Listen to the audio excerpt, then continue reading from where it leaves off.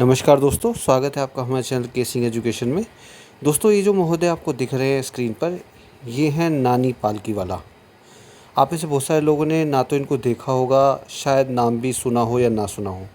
लेकिन हाँ, जो भी यूपीएससी की तैयारी करते हैं या किसी एग्ज़ाम की तैयारी करते हैं, उन्होंने शायद इसके बारे में पढ़ा होता है, क्योंकि ये एक ऐसे इंसान थे जिन्होंने संविधान की जो भी संविधान का बेसिक स्ट्रक्चर का जो कॉन्सेप्ट है, उसके आने में इनका कहीं न कहीं योगदान रहा दोस्तों। तो आइए समझते हैं कौन थे ये। तो दोस्तों नानी पालकीवाला बचपन में हकलाते थे। बड़े होकर ऐसे वकील बने कि इनकी दलीलें सुनकर सुप्रीम कोर्ट और संसद की दीवारें तक हिल जाती थी। सुप्रीम कोर्ट में जब इनकी हियरिंग होती थी किसी केस की, तो लोग देखने तक आते थे कि भैया ये बोलता क्या है इंसान। इतने फेमस हो गए थे, संसद तक में चर्चा होती थी इनके कोर्ट की हियरिंग की। तो चलिए जानते हैं।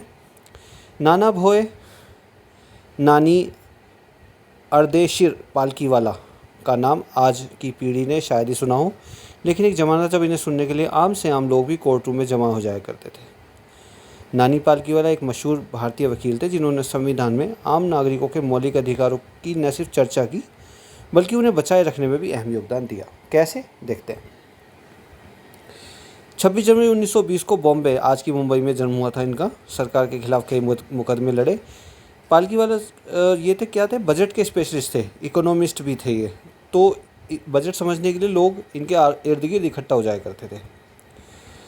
पालकीवाला का नाम आज की पीढ़ी ने शायद सुना, लेकिन एक जमात में सुनने के लिए आम से आम लोग भी कोर्टों में जमा हो जाया करते थे।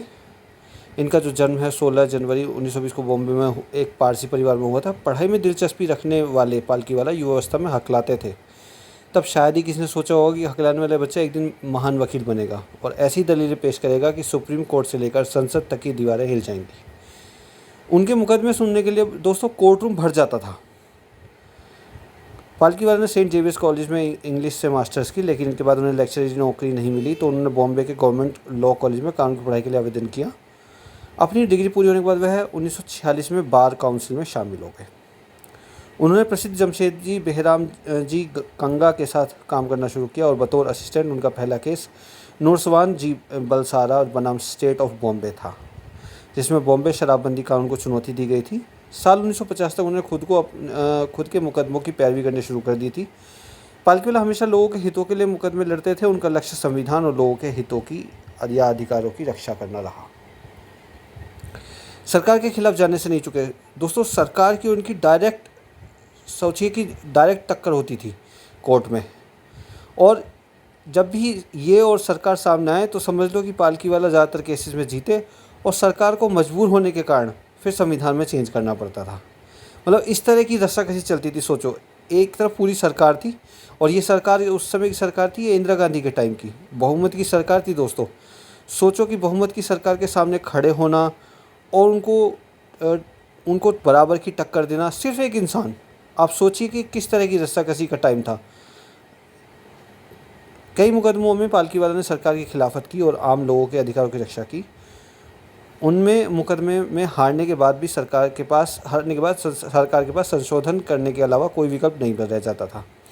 1970 में उन्होंने महत्वपूर्ण मुकदमा आरसी कूपर बनाम केंद्र सरकार लड़ा। ये बहुत ही फेमस केस है दोस्तों। अगर आप यूपीएससी की तैयारी कर रहे हैं तो आपने पढ़ा होगा ये।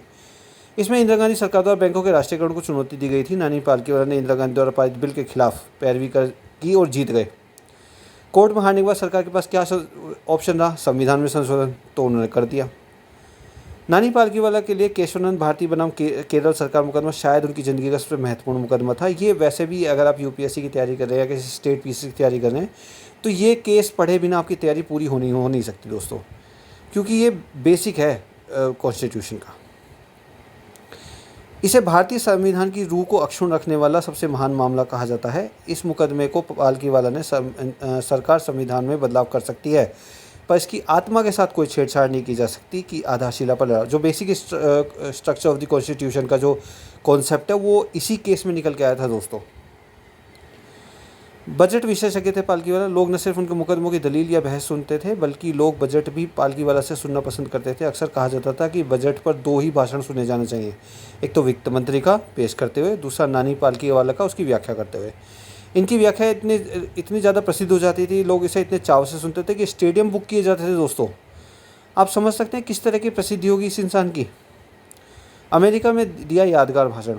साल 1970 से लेकर 1979 तक नानी पालकीवाला अमेरिका में भारतीय राजदूत भी रहे। एक बार उन्होंने अपने भाषण में कहा था, भारत एक गरीब देश है, हमारी गरीबी भी एक ताकत है जो हमारे राष्ट्रीय स्वप्नों को पूरा करने में सक्षम है। इतिहास गवाह है कि अमीरी ने मुल्क तबाह किए हैं, कोई भी देश गरीबी से बर्बाद नहीं हुआ। हमारी सभ्यता 5000 साल पुरानी है। भारतीयों के जीन इसी तरह के हैं जो उन्हें बड़े से बड़ा कार्य करने के काबिल बनाते हैं। वह अमेरिका में इतने फेमस हुए कि वहाँ के बड़े बड़े विश्वविद्यालय उन्हें लेक्चर देने के लिए आमंत्रित करते थे। साल 1998 में उन्हें पद्म विभूषण से नवाजा गया था। तो दोस्तों देखो, ये जो इन्होंने भाषण दिया ना, आप इसमें से कुछ पार्ट उठा के ना आप अपना, अगर आप यूपीएससी की तैयारी कर रहे हैं, आप अपना आंसर राइटिंग इसमें यूज़ कर सकते हैं। अपनी आप ऐसे लिख रहे हैं तो उसमें यूज़ कर सकते हैं। बहुत ही यादगार भाषण है, बहुत ही फेमस भाषण है दोस्तों। ये कोट किया जाते हैं ये लाइनें। तो दोस्तों ऐसे थे नानी पालकीवाला, पूरी सरकार के खिलाफ लड़ रहे थे, एक बहुमत की सरकार के खिलाफ खड़े थे। आज जो भी संविधान हम देखते हैं उसमें जितनी ताबड़तोड़ तरीके से संविधान में संशोधन किए जा रहे थे दोस्तों, ये समझ लो कि अगर नानी पालकीवाला अगेंस्ट में ना होते तो शायद संविधान में और भारी चेंजेस देखने को मिलते हैं। तो ये था एक छोटा सा आर्टिकल, मुझे लगा आप लोगों के सामने रखना चाहिए। वीडियो अच्छी लगी लाइक और शेयर करिए दोस्तों, चैनल को सब्सक्राइब कर लीजिए ताकि इस तरह की वीडियो आपको मिलती रहे। इस वीडियो में इतना ही। Thank you so much.